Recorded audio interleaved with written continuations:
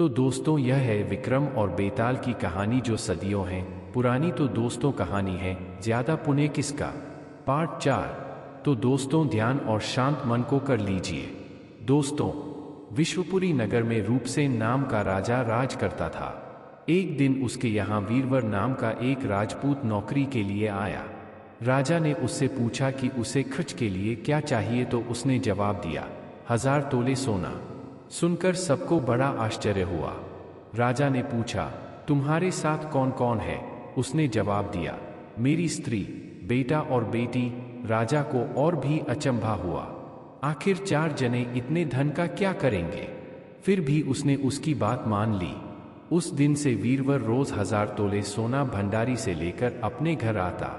उसमें से आधा ब्राह्मणों में बांट देता, बाकी के 2 हिस्से करके एक मेहमानों, बैरागियों और सन्यासियों को देता और दूसरे से भोजन बनवाकर पहले गरीबों को खिलाता।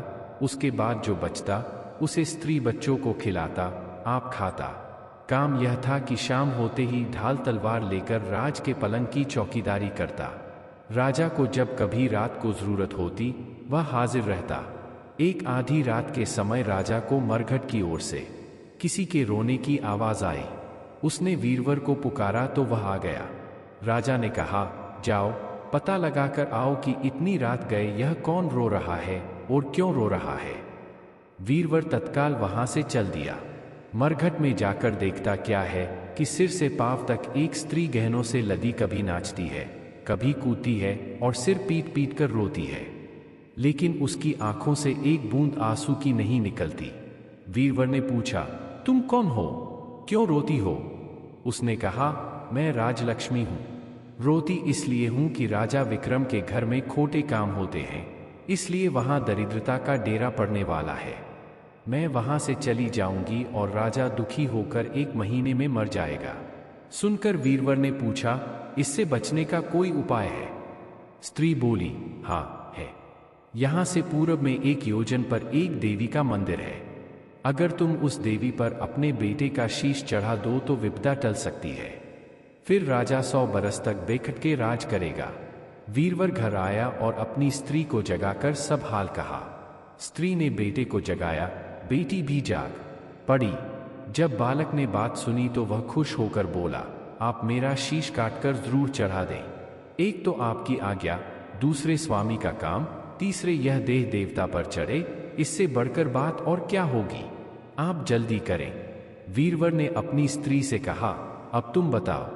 स्त्री बोली स्त्री का धर्म पति की सेवा करने में है। निदान 4 जने देवी के मंदिर में पहुंचे।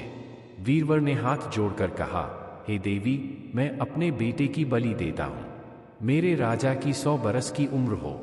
इतना कहकर उसने इतने जोर से खांडा मारा कि लड़के का शीश धड़ से अलग हो गया। भाई का यह हाल देखकर बहन ने भी खांडे से अपना सिर अलग कर डाला। बेटा बेटी चले गए तो दुखी माँ ने भी उन्हीं का रास्ता पकड़ा और अपनी गर्दन काट दी। वीरवर ने सोचा कि घर में कोई नहीं रहा तो मैं ही जीकर क्या करूंगा।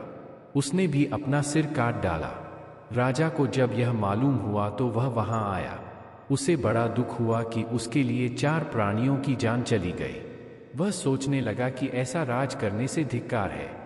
यह सोच उसने तलवार उठा ली और जैसे ही अपना सिर काटने को हुआ कि देवी ने प्रकट होकर उसका हाथ पकड़ लिया। बोली राजन, मैं तेरे साहस से प्रसन्न हूं, तू जो वर मांगेगा सो दूंगी। राजा ने कहा देवी तुम प्रसन्न हो तो इन 4 को जिला दो। देवी ने अमृत छिड़ककर उन 4 को फिर से जिला दिया। इतना कहकर बेताल बोला राजा बताओ सबसे ज्यादा पुण्य किसका हुआ? राजा बोला राजा का। बेताल ने पूछा क्यों? राजा ने कहा इसलिए कि स्वामी के लिए चाकर का प्राण देना धर्म है, लेकिन चाकर के लिए राजा का राजपाट को छोड़ जान को तिनके के समान समझकर देने को तैयार हो जाना बहुत बड़ी बात है। यह सुन बेताल गायब हो गया और पेड़ पर जा लटका। बेचारा राजा दौड़ा दौड़ा वहां पहुंचा और उसे फिर पकड़कर लाया। बेताल बोला राजन सुनो, एक कहानी और सुनाता हूं। दोस्तों मेरे वीडियो अगर आपको अच्छी लगे तो मेरा वीडियो को लाइक करके चैनल को सब्सक्राइब कर लीजिए, क्योंकि सब्सक्राइब ही आपको हमारे बहुत ज़्यादा काम आता है। फिर मिलेंगे अगले वीडियो में।